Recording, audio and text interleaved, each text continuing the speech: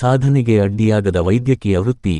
UPSC ಸಾಧಕ doctor Varun ಗೌಡಗೆ ಶಾಸಕರಿಂದ ಸನ್ಮಾನ. ಶಿಡ್ಲಘಟ್ಟ. ಇತ್ತೀಚೆಗೆ ಪ್ರಕಟವಾದ ಕೇಂದ್ರ ಲೋಕಸೇವಾ ಆಯೋಗದ ಯುಪಿಎಸ್ಸಿ ಪರೀಕ್ಷೆಯಲ್ಲಿ ಅಖಿಲ ಭಾರತ ಮಟ್ಟದಲ್ಲಿ 462ನೇ ರ್ಯಾಂಕ್ ಹಾಗೂ ರಾಜ್ಯ ಮಟ್ಟಕ್ಕೆ 7ನೇ ರ್ಯಾಂಕ್ ಪಡೆಯುವ ಮೂಲಕ ಶಿಡ್ಲಘಟ್ಟದ ಕೀರ್ತಿ ಪತಾಕೆ ಹಾರಿಸಿರುವ ಡಾಕ್ಟರ್ ಪಿ. ವರುಣ್ ಗೌಡ ಅವರನ್ನು ಸ್ಥಳೀಯ ಶಾಸಕ ಬಿ. ಎನ್. ರವಿಕುಮಾರ್ ಅವರು ಆತ್ಮೀಯವಾಗಿ ಸನ್ಮಾನಿಸಿ ಗೌರವಿಸಿದರು. ಮೂಲತಃ ಕೋಲಾರ ಜಿಲ್ಲೆಯವರಾದ ವರುಣ್ ಗೌಡ ಅವರು ಶಿಡ್ಲಘಟ್ಟದಲ್ಲಿಯೇ ಹುಟ್ಟಿ ಬೆಳೆದವರು. ತಮ್ಮ 3ನೇ ಪ್ರಯತ್ನದಲ್ಲಿ ಯುಪಿಎಸ್ಸಿ ಪರೀಕ್ಷೆಯಲ್ಲಿ ಉತ್ತೀರ್ಣರಾಗುವ ಮೂಲಕ ಐಎಎಸ್ ಅಧಿಕಾರಿಯಾಗುವ ಕನಸನ್ನು ನನಸಾಗಿಸಿಕೊಂಡಿದ್ದಾರೆ. ಪಾಲಿಸ್ ಇಲಾಖೆಯಲ್ಲಿ ಸಹಾಯಕ ಉಪನಿರೀಕ್ಷಕರಾಗಿ ಸೇವೆ ಸಲ್ಲಿಸುತ್ತಿರುವ ಪ್ರಕಾಶ್ ಗೌಡ ಮತ್ತು ಪ್ರೇಮ ದಂಪತಿಯ ಪುತ್ರರಾದ ಇವರು ಕಳೆದ 2 ವರ್ಷಗಳಿಂದ ವೈದ್ಯರಾಗಿ ಕಾರ್ಯನಿರ್ವಹಿಸುತ್ತಲೇ ಅಭ್ಯಾಸ ಮುಂದುವರಿಸಿ ಈ ಸಾಧನೆ ಮಾಡಿರುವುದು ವಿಶೇಷವಾಗಿದೆ. ಡಾಕ್ಟರ್ ವರುಣ್ ಅವರ ಶೈಕ್ಷಣಿಕ ಹಾದ ಮೊದಲಿನಿಂದಲೂ ಅತ್ಯಂತ ಶಿಸ್ತುಬದ್ಧವಾಗಿತ್ತು. ಶಿಡ್ಲಘಟ್ಟ ಮತ್ತು ಮಂಚೇನಹಳ್ಳಿಯಲ್ಲಿ ಪ್ರಾಥಮಿಕ ಶಿಕ್ಷಣ ಪೂರೈಸಿದ್ದ ಇವರು 2013ರ ಎಸ್ಎಸ್ಎಲ್ಸಿ ಪರೀಕ್ಷೆಯಲ್ಲಿ ಶೇ. 98ರಷ್ಟು ಅಂಕ ಗಳಿಸಿ ಜಿಲ್ಲೆಗೆ ಪ್ರಥಮ ಸ್ಥಾನ ಪಡೆದಿದ್ದರು. ನಂತರ ಮೂಡುಬಿದರೆಯ ಆಳ್ವಾಸ್ ಕಾಲೇಜಿನಲ್ಲಿ ಪಿಯುಸಿ ಹಾಗೂ ಕೊಪ್ಪಳದ ಸರ್ಕಾರಿ ವೈದ್ಯಕೀಯ ಕಾಲೇಜಿನಲ್ಲಿ ಎಂಬಿಬಿಎಸ್ ಪೂರ್ಣಗೊಳಿಸಿದ್ದರು. ನಂತರ ಮಾತನಾಡಿದ ಶಾಸಕ ಬಿ. ಎನ್. ರವಿಕುಮಾರ್ ಅವರು, ನಮ್ಮ ತಾಲ್ಲೂಕಿನ ಮಣ್ಣಿನ ಮಗ ಇಂದು ರಾಷ್ಟ್ರ ಮಟ್ಟದ ಪರೀಕ್ಷೆಯಲ್ಲಿ ಸಾಧನೆ ಮಾಡಿರುವುದು ಹೆಮ್ಮೆಯ ವಿಷಯ ಎಂದು ಶ್ಲಾಘಿಸಿದರು. ಇದೇ ವೇಳೆ ವರುಣ್ ಅವರಿಗೆ ಮಾಜಿ ಪ್ರಧಾನಿ ಎಚ್. ಡಿ. ದೇವೇಗೌಡರ ಜೀವನ ಚರಿತ್ರೆಯ ಶಿಖರಾರೋಹಣ ಪುಸ್ತಕವನ್ನು ಉಡುಗೊರೆಯಾಗಿ ನೀಡಿ ಅಭಿನಂದಿಸಿದರ ತಮ್ಮ ಯಶಸ್ಸಿನ ಕುರಿತು ಹಂಚಿಕೊಂಡು ಸತತ ಪ್ರಯತ್ನ ಮತ್ತು ಶ್ರದ್ಧೆಯಿಂದ ಯಾವುದೇ ಕಠಿಣ ಪರೀಕ್ಷೆಯನ್ನು ಎದುರಿಸಬಹುದು. ಯುವಜನತೆ ಸೋಲನ್ನು ಕಂಡು ಕುಗ್ಗಬಾರದು, ಬದಲಾಗಿ ಅದನ್ನೇ ಮೆಟ್ಟಿಲಾಗಿ ಮಾಡಿಕೊಂಡು ಗುರಿಯತ್ತ ಮುನ್ನಡೆಯಬೇಕು ಎಂದು ಕರೆ ನೀಡಿದರು. ಆದ್ರೆ ಯುಪಿಎಸ್ಸಿ ನಲ್ಲಿ ಪರೀಕ್ಷೆನಲ್ಲಿ ಉತ್ತೀರ್ಣ ಆಗುವಂತದ್ದು ಇವತ್ತು ತುಂಬಾ ಕಷ್ಟದ ಕೆಲಸ.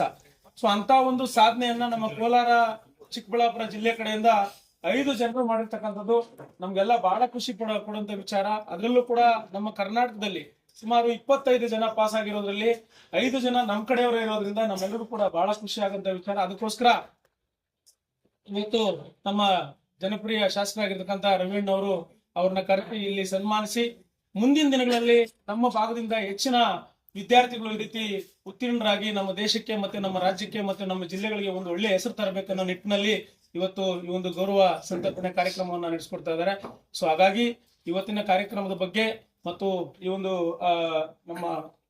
ನಮ್ಮ ವರುಣ್ ಗೌಡ್ರು ಇರ್ಬೋದು, ಅವ್ರ ಸಾಧನೆ ಇರ್ಬೋದು, ಮತ್ತೆ ನಮ್ಗೆಲ್ಲರಿಗೂ ಕೂಡ ಮಾರ್ಗದರ್ಶನ ನೀಡೋದಕ್ಕೆ ಮೊದಲಿಗೆ ಪ್ರಾಸ್ತಾವಿಕ ನುಡಿಯನ್ನ ನಮ್ಮೆಲ್ಲರ ನೆಚ್ಚಿನ ನಾಯಕರಾದ ರವೀಣ್ ಅವರು ಮಾತಾಡಬೇಕು. ಇವತ್ತು ನಂಗೆ ತುಂಬ ಖುಷಿ ಆಗ್ತದೆ. ಯಾಕಂದರೆ ಇವತ್ತೊಂದು ಅಭಿನಂದನಾ ಸಮಾರಂಭ ಅಷ್ಟೇ ಅಲ್ಲ, ರವಿ ಸರ್ ಅವರು ಇವತ್ತು ಎಲ್ಲರನ್ನೂ ಕರೆಸಿ ಒಬ್ಬ ಪ್ರತಿಭೆಯನ್ನು ಗುರುತಿಸ್ಬೇಕು ಅಂದ್ಕೊಂಡಿದ್ದಾರೆ. ಇದು ಒಂಥರ ಯಾಕೆ ಇಷ್ಟು ಇಂಪಾರ್ಟೆಂಟ್ ಅಂದರೆ ನಮ್ಮ ಭಾಗದಲ್ಲಿ ಆಗಿರೋರು ನಮ್ಗೆ ಗೊತ್ತೇ ಇರಲ್ಲ. ಈಗ ನನಗೆ ನಾಗೇಶ್ ಸರ್ ಒಬ್ಬರು ಆಗಿದ್ರು ಅಂತ ನನಗೆ ಗೊತ್ತೇ ಇರಲಿಲ್ಲ. ಹಿಂಗೆ ಗೊತ್ತಾದಾಗ ನಮಗೆ ಒಂಥರ ಕಾನ್ಫಿಡೆನ್ಸ್ ಬರುತ್ತೆ, ನಮ್ಮ ಭಾಗದವರು ಒಬ್ರು ಆಗಿದ್ದಾರೆ, ನಾವು ಆಗ್ಬೋದಪ್ಪ ಮುಂದೆ ಅಂತ. ಸೊ ಆ ಕಾನ್ಫಿಡೆನ್ಸ್ ಇವತ್ತು ಅವರು ಎಲ್ಲ ಜನರಿಗೂ ಪರಿಚಯ ಮಾಡಿಸಿ ನನ್ನ ಬಗ್ಗೆ ಹೇಳಿ ನನ್ನಿಂದ ಇನ್ನೊಬ್ಬರು ಒಂದು 2-3 ಮುಂದೆ ಬಂದರೆ ನನಗೂ ತುಂಬ ಖುಷಿ ಆಗುತ್ತೆ. ಸೊ ಅದಕ್ಕೋಸ್ಕರ ಅವ್ರು ನಾನು ಇವತ್ತು ಧನ್ಯವಾದ ಹೇಳೋಕ್ಕೆ ಇಷ್ಟಪಡ್ತೀನಿ. ತುಂಬ ಒಳ್ಳೆ ಬುಕ್ ಕೊಟ್ಟರು. ನಮ್ಮ ಮಾಜಿ ಪ್ರಧಾನಿ ದೇವೇಗೌಡರ ಸಾಧನೆ ಬಗ್ಗೆ, ಅವರ ಹೋರಾಟದ ಬಗ್ಗೆ. ನನಗೆ ದೇವೇಗೌಡರಂದರೆ ತುಂಬ ಅಭಿಮಾನ. ಅವರು ಒಂದ್ಸರಿ ಒಂದು 3-4 ವರ್ಷದಿಂದ ಒಬ್ಬರು ಲಕ್ಷ್ಮೀ ನಾಗಪ್ಪ ಅಂತ IAS ಆಗಿದ್ರು. ಅವಾಗ ದೇವೇಗೌಡರು ಸಾಹೇಬರು ಟ್ವೀಟ್ ಮಾಡಿದರು. ನಂಗೆ ಅದನ್ನ ನೋಡೇ ನಾವು ಒಂದು ಏನೇನೋ IAS IPS ಆದರೆ ಇಂಥ ದೊಡ್ಡ ದೊಡ್ಡ ವ್ಯಕ್ತಿಗಳು ನಮ್ಮನ್ನು ಸನ್ಮಾನಿಸ್ತಾರೆ, ಅವ್ರು ನಮ್ಮನ್ನು ಗುರುತಿಸ್ತಾರೆ ಅನ್ನೋದೇ ನಮ್ಗೊಂಥರ ರೋಮಾಂಚನ. ಕರ್ನಾಟಕದಲ್ಲಿ ಇವತ್ತು ಎಲ್ಲೋದ್ರೂ ಎಸ್ಪೆಷಲಿ ನನ್ನ ಹೆಸರು ವರುಣ್ ಗೌಡ ಆಗಿರೋದ್ರಿಂದ ಎಲ್ಲರೂ ಕೇಳೋದು ಫಸ್ಟ್ ಕ್ವಶನ್ನೇ ದೇವೇಗೌಡ ಸಾಹೇಬ್ರ ಬಗ್ಗೆ ಗೊತ್ತಾ ಅಂತ. ಮತ್ತು ದೇವೇಗೌಡ ಸಾಹೇಬ್ರ ಬಗ್ಗೆ ನಾನು ತುಂಬ ಮಾಕ್ ಇಂಟರ್ವ್ಯೂಗಳಲ್ಲಿ ನೀವು ವೀಡಿಯೋಸ್ ನೋಡ್ಬೋದು. ತುಂಬ ಮಾಕ್ ಇಂಟರ್ವ್ಯೂಸ್ ಬಗ್ಗೆ ಅವ್ರ ಸಾಧನೆಗಳು ಕೇಳಿದ್ದಾರೆ. ಮತ್ತು ಒಂದೇನೋ ಬೇಜಾರು ಸಂಗತಿ ಅಂದರೆ ಅವರ ಸಾಧನೆಗಳ ಬಗ್ಗೆ ನಮಗೆ ಗೊತ್ತಿಲ್ಲ. ಡೆಲ್ಲಿ ಮೆಟ್ರೋ ಸ್ಟಾರ್ಟ್ ಮಾಡಿದ್ದು ಅವರೇ ಅಂತ ನನಗೆ ಗೊತ್ತೇ ಇರಲಿಲ್ಲ. ಅದೊಂಥರ ನನಗೆ ಬೇಜಾರಾಯಿತು. ಅವ್ರದ್ದು ನಾನು ಇಂಟರ್ವ್ಯೂಗೋಸ್ಕರ ಅವ್ರ ಚರಿತ್ರೆ ಎಲ್ಲ ಓದ್ತಿದ್ದೆ. ಸೊ ಅವಾಗ ನನಗೆ ಗೊತ್ತಾಯಿತು ಇವ್ರ ಕೊಡುಗೆ ಎಷ್ಟಿದೆಯಲ್ಲಪ್ಪ ಅಂತ, ನಾವು ಅಷ್ಟು ತಿಳ್ಕೊಂಡಿಲ್ಲ ಅಂತ. ಸೊ ಇದೊಂದು ಅವಕಾಶ ಅಷ್ಟೇ ನನಗೂ ಎಲ್ಲರ ಬಗ್ಗೆ, ದೊಡ್ಡವ್ರ ಬಗ್ಗೆ ತಿಳ್ಕೊಳಕ್ಕೆ. ನಾನು ಅದಕ್ಕೆ UPSCಗಾಗಿ ನಮ್ಮ ಈ ಅವಕಾಶ ಕಳಿಸ್ಕೊಟ್ಟ ನನ್ನ ತಂದೆ ತಾಯಿಗಳಿಗೆ ನಾನು ತುಂಬ ಚಿರಋಣಿ ಆಗಿರ್ತೀನಿ. ಇವತ್ತು ವರುಣ್ ಗೌಡ ಅವ್ರಿಗೆ ಫೆಲಿಸಿಟೇಷನ್ ಮಾಡ್ತಿರೋದು ಅವರೊಬ್ಬರಿಗೆ ಫೆಲಿಸಿಟೇಷನ್ ಮಾಡ್ತಿರೋದಂತಲ್ಲ, ಎಷ್ಟೋ ಮಕ್ಕಳು ಎಸ್ಪೆಷಲಿ ಕೋಲಾರ ಜಿಲ್ಲೆ ಮತ್ತು ಚಿಕ್ಕಬಳ್ಳಾಪುರ ಅಲ್ಲಿ UPSC ಮತ್ತು KPSC ಹಬ್ ಥರ ತುಂಬ ಮಕ್ಕಳು ಪರಿಶ್ರಮದಿಂದ ಓದ್ತಿದ್ದಾರೆ. ಸೊ ಒಬ್ಬರು ಸಾಧಕರನ್ನ ಈ ಥರ ಗುರುತಿಸಿದ್ರೆ ಅಟ್ಲೀಸ್ಟ್ ಇದನ್ನ ನೋಡಿ ಯಾರ್ಯಾರು ಪ್ರಿಪೇರ್ ಆಗ್ತಿದ್ದಾರೆ, ಪರವಾಗಿಲ್ಲ ನಂದು 1 ಅಟೆಂಪ್ಟ್ ಹೋಯ್ತು, 2 ಅಟೆಂಪ್ಟ್ ಹೋಯ್ತು, 3ನೇ ಅಟೆಂಪ್ಟ್ ಹೋದ್ರು ಲಾಸ್ಟ್ ಅಟೆಂಪ್ಟ್ 6ನೇ ಅಟೆಂಪ್ಟ್ ಅಲ್ಲೂ ತುಂಬಾ ಜನ IAS IPS ಪಡ್ಕೊಂಡಿರೋರೇ ಇದ್ದಾರೆ. ಸೊ ಒಬ್ರನ್ನ ಈ ತರ ಗುರುತಿಸ್ಬಿಟ್ಟು ಫೆಲಿಸಿಟೇಟ್ ನಾವು ಮಾಡಿದ್ರೆ ಇನ್ನು ತುಂಬಾ ಹಲವಾರು ಜನಕ್ಕೆ ನಾನೇ ಪ್ರೇರಿಸ್ಬಿಟ್ಟು ಇದು ಮಾಡಿ ಚೆನ್ನಾಗಿ ಅಂತ ಪ್ರೋತ್ಸಾಹನೆ ಕೊಟ್ಟಂಗಾಗುತ್ತೆ. ಮತ್ತೆ ಇದೇ ತರ ವರುಣ್ ಆಗ್ಲಿ ಮತ್ತೆ ಮಿಕ್ಕಿದ್ ಯಾರೇ ಟಾಪರ್ಸ್ ಆಗ್ಲಿ ಒಂದ್ಸಲ ನಾವು ಅಚೀವ್ ಆದ್ಮೇಲೆ ಮಿಕ್ಕಿದ್ ಹೋಗಿ ಯಾರ್ಯಾರು ಪ್ರಿಪೇರ್ ಆಗ್ತಿದ್ದಾರೆ ಎಲ್ಲ ಮಕ್ಳಿಗೂ ಪ್ರೋತ್ಸಾಹನೆ ಕೊಟ್ಟು ಹೇಗೆ ಪ್ರಿಪೇರ್ ಆಗಬೇಕು, ಪ್ರಿಪರೇಷನ್ ಸ್ಟ್ರಾಟಜೀಸ್ನ ಕೊಟ್ಟು ನಾವೇನಾದ್ರೂ ಅವ್ರಿಗೆ ಇನ್ನೂ ಗೈಡೆನ್ಸ್ ಕೊಟ್ರೆ ನಮ್ಮ ಥರ ತುಂಬ ಇನ್ನೂ ಹೆಚ್ಚಿನ ಮಕ್ಕಳು ಮತ್ತೆ ಯಾರಿದ್ದಾರೆ, ಯಾರು ಓದ್ತಿದ್ದಾರೆ ಸ್ಕೂಲ್ಸ್ ಕಾಲೇಜಸ್ ಅಲ್ಲಿ, ಎಸ್ಪೆಷಲಿ ಗೌರ್ಮೆಂಟ್ ಸ್ಕೂಲ್ಸ್ ಮತ್ತೆ ಕಾಲೇಜಸ್ ಅಲ್ಲಿ ಮಕ್ಕಳಿಗೆ ಇವಾಗಿಂದಾನೇ ನಾವು ಏನಿದೆ UPSC KPSC ಹೇಗೆ ಓದಬೇಕು ಅಂತ ಹೇಳ್ಕೊಡ್ಬೋದು. ಪ್ರೈವೇಟ್ ಸ್ಕೂಲ್ ಮಕ್ಕಳಿಗೆ ಆಕ್ಸೆಸಿಬಿಲಿಟಿ ಇರುತ್ತೆ, ಹಿಂಗೆ ಓದಿ ಅಂತ ಹೇಳ್ಕೊಡೋದಕ್ಕೆ ಟೀಚರ್ಸ್ ಎಲ್ಲ ಅವ್ರು ಹೇಳ್ಕೊಡ್ತಾರೆ. ಗೌರ್ಮೆಂಟ್ ಶಾಲೆ ಮಕ್ಕಳಿಗೆ ಅಷ್ಟು ಅವ್ರಿಗೆ ಇದಿರಲ್ಲ. ಸೊ ನಾವೇ ಹೋಗಿ ಆ ಥರ ಮುಂದೆ ನಿಂತು ಮಾಡಿದ್ರೆ ತುಂಬಾ ನಮ್ಮ ಗೌರ್ಮೆಂಟ್ ಶಾಲೆಯಲ್ಲಿ ಓದಿರೋ ಮಕ್ಕಳು ಇನ್ನೂ ಹೆಚ್ಚಾಗಿ UPSC KPSC ಪರೀಕ್ಷೆಗಳಲ್ಲಿ ಉತ್ತೀರ್ಣನಾಗಿ ಇನ್ನೂ ಹೆಚ್ಚಿನ ಸಂಖ್ಯೆಯಲ್ಲಿ ಜನ ನಮ್ಮ ಜಿಲ್ಲೆಯಲ್ಲಿ UPSC KPSC ಆಗ್ತಾರೆ ಅಂತ ಹೇಳಕ್ ಬಯಸ್ತೀನಿ. ಮತ್ತೆ ವರುಣ್ ಗೌಡ ಆಗಿರೋದು his persistence efforts is very consistence. ಅವ್ರದ್ದು ಪ್ರಿಪರೇಷನ್ ಜರ್ನಿದು ವಿಡಿಯೋಸ್ ನೋಡಿದೆ, very consistent and very hard working, ತುಂಬಾ ಚೆನ್ನಾಗಿ ಮಾಡಿರೋದ್ರಿಂದ he's got this results. Wishing him all the best in life ahead. So ಇದೇ ತರ ಇನ್ನೂ ಹೆಚ್ಚಿನ ಸಂಖ್ಯೆಯಲ್ಲಿ ಯಾರು ಪ್ರಿಪೇರ್ ಆಗ್ತಿದ್ದೀರಾ, ಇನ್ನೂ ಅಟೆಂಪ್ಟ್ಸ್ ಇದೆ. ಸೊ ಯಾರು ಏನು ಕುಗ್ದಿರೆ ಚೆನ್ನಾಗಿ ಓದಿ UPSC ಇಲ್ಲ KPSC ಯಾವ್ದಾನ ಒಂದು ಎಕ್ಸಾಮ್ ಅಲ್ಲಿ ಒಂದು ಆಫೀಸರ್ ಆಗಿ ಬಂದ್ರೆ ಎಲ್ಲರಿಗೂ ಹೆಮ್ಮೆ ಅಂತ ಹೇಳಕ್ ಇಷ್ಟಪಡ್ತೀನಿ.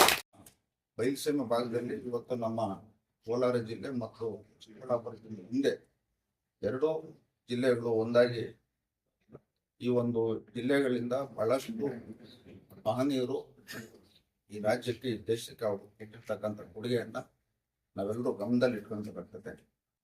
ಇವತ್ತು ನಮ್ಮ ಸಾಧಾರಣ ಕುಟುಂಬದವರು, ಇವತ್ತು ನಮ್ಮ ಪ್ರಕಾಶ್ ಅಣ್ಣವರು ನಮ್ಮ ತಾಲೂಕಿನಲ್ಲಿ ಪೊಲೀಸ್ ಇಲಾಖೆಯಲ್ಲಿ ಕೆಲಸ ಮಾಡಿ ಇವತ್ತು ಮಗನ್ನ ಇವತ್ತು UPS ಪರೀಕ್ಷೆಯಲ್ಲಿ ಇವತ್ತು ರಾಷ್ಟ್ರ ಮಟ್ಟದಲ್ಲಿ 462ನೇ ರ್ಯಾಂಕ್ ಪಡ್ಕೊಂಡಿದ್ದಾರೆ, ರಾಜ್ಯದಲ್ಲಿ 7ನೇ ರ್ಯಾಂಕ್ ಪಡ್ಕೊಂಡಿದ್ದಾರೆ.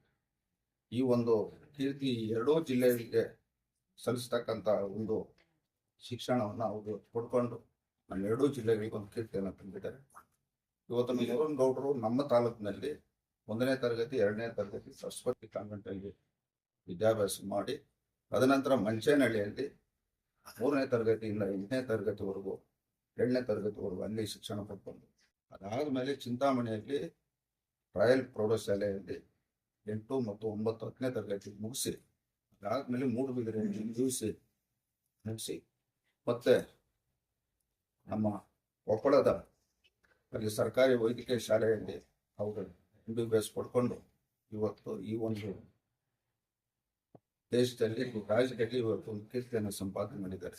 ಇವತ್ತು ನಾವು ಸಹ ಈ ಒಂದು ಸಂದರ್ಭದಲ್ಲಿ ನಮ್ಮ ಕ್ಷೇತ್ರದ ಮತದಾರರ ಪರವಾಗಿ ನಾನು ವಿಶೇಷವಾಗಿ ಅವರಿಗೆ ಶುಭಾಶಯಗಳು ಮತ್ತು ಧನ್ಯವಾದಗಳನ್ನ ಸಲ್ಲಿಸ್ತೇನೆ.